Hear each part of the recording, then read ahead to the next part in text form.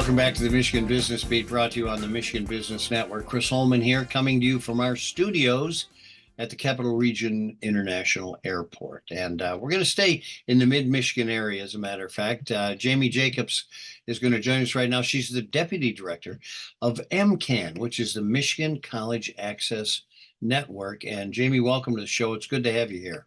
Thanks for having me. It's great to be here, Chris. Well, it's interesting when you talk about the talented workforce being short, et cetera, et cetera. That goes right back to your bailiwick, which is educating tomorrow's employees. So let's talk about MCAN and let everybody know exactly what you are and what you do. Yeah, thanks for that question. MCAN, the Michigan College Access Network, is a statewide intermediary organization. We're a nonprofit housed here in Lansing, like you said, local, but serving the entire state. And I use that word intermediary to make sure folks know we serve the folks who serve students directly, whether that's in the K-12 system, the higher ed system, the workforce development system, making the system work better for Michiganders across all of those buckets. And we're really focused on increasing college readiness, enrollment, and completion in Michigan as we look to develop and ensure the talent is available for our employers and the workforce of today and really the workforce moving forward. You really kind of hit a nerve there when you mentioned about readiness.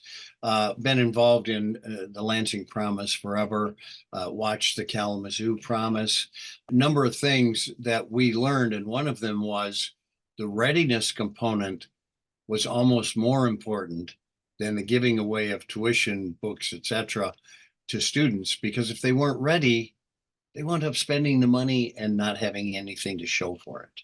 Yeah, readiness is super key, but I think readiness is also multifaceted. So I think you bring up an important point. One, financial resources and the understanding of what it costs to go to college and the resources available to you is really important. It is the number one perceived barrier of students and families, especially students from low income backgrounds, of students of color. So it is important that we ensure that students understand what is the real cost of post-secondary education and is it affordable for them and is there an affordable pathway?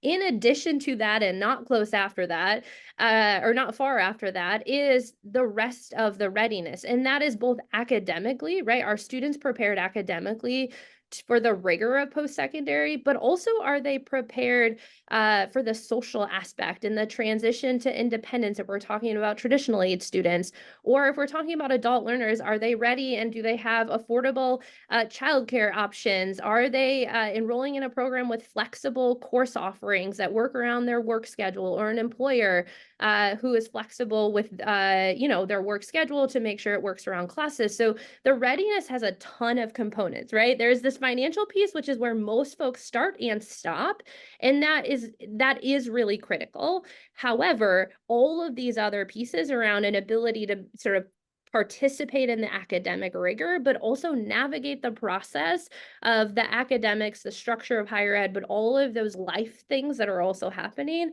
are super critical for students even showing up in the first place, let alone persisting and completing. It's interesting. I was internally smiling because I remember how I dealt with what you called the social readiness of your Yep. first year of college, but that's a story for another day. Any highlights of late? We've been doing a lot of work on the budget. Hopefully that's not a surprise to folks. We're feeling really optimistic about the governor's FY25 budget as we talk specifically about continued investments and increased investments in education. I saw a headline the other day that said Michigan's strategy for economic opportunity and development has really been investing in, under this current governor, in education and in students' pursuit of continued education. And we love that, that we think the backbone of economic vitality is a well-educated workforce. So we've been doing a lot of work on the budget, really excited about the Michigan Guarantee, talking about affordability. How do we remove that affordability barrier for students, at least at the sort of community college level? How do we make sure that's easily navigatable so folks just know, right? They don't have to say, well, am I eligible? What is it? How can it be clear? And then we're doing a lot of work on both the adult learner space. We won't reach Michigan's goal of 60% educational attainment by 2030 if we don't include adults in that equation. How do we incent, encourage, and support adults to return or enroll in the first time for the first time?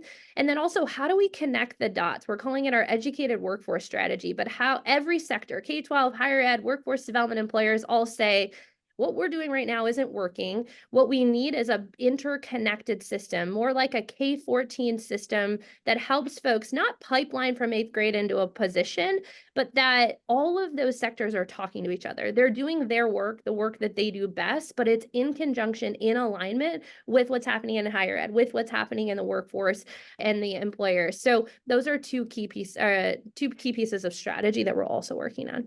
This is interesting you say it, because in your name, access is the word that jumps out most. A lot of opportunity over the years has been lost just because kids and or their parents didn't know where to go. Yeah. We always say the first thing that you should do is think about, if you're in the K-12 setting, your school counselor or a college advisor, find a caring adult. If it's not in your school, they exist in community-based organizations, after school programs. Find an adult that'll help you, support you through to college and post-secondary. Well, Jamie Jacobs, Deputy Director of MCAN, which is the Michigan College Access Network in Lansing. Thanks so much for joining us, and thanks, more importantly, for the work you're doing. We appreciate it. Yeah, thanks. Thanks for having me. You've been watching the Michigan Business Beat on the Michigan Business Network. I'm Chris Holman.